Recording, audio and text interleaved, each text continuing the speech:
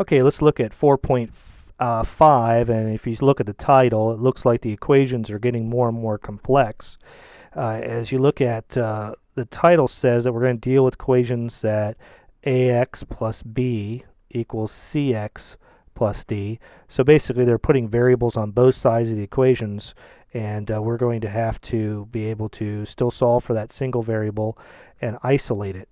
And so you just have to master the fundamentals of algebra so that you can do these more complex equations, and we'll be doing them for the rest of the year, so the quicker you master them, the better you will be. Alright, let's look at example number 1. Example number 1 is 2x plus 5 equals x minus 2.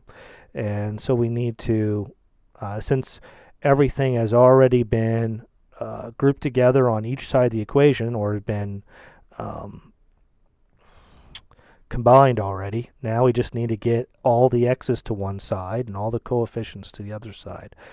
So the first thing we're going to do is we're going to choose, and I usually choose which side I move my variable to based on I want it to be positive.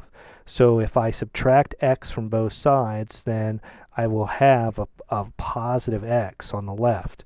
Now if they were switched, I would probably subtract it from the left side and put it on the right side so that I can always have a positive. It just makes it a little bit easier so I don't forget that step. So I'm going to do two steps at once. I'm going to subtract x from this side, and I'm going to subtract 5 from this side because I need it over here on this side of the equation. Okay? And you can definitely make it two steps. It's not going to hurt a thing. This all cancels out. This all cancels out. And I'm left with x equals a negative 7. And then I would double check my answer, and I'd find out that that was correct. Okay, so as you master this, you can take little shortcuts. I don't recommend doing the shortcuts until you've mastered the distributive property. Let's look at example number 2.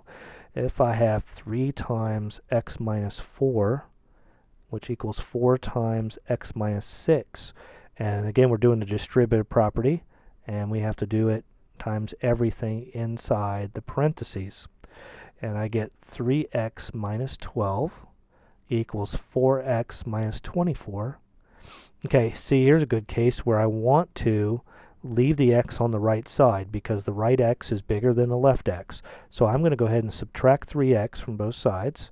That'll keep it positive. That means since I'm isolating it, I'm going to add 24 over here and add 24 over here.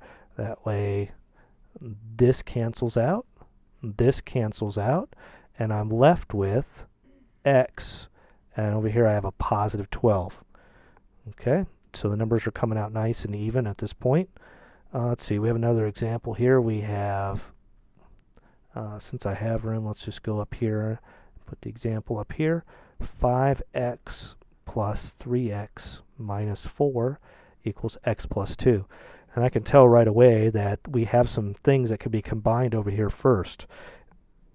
So we definitely want to do that, and we get 8x minus 4 equals x plus 2.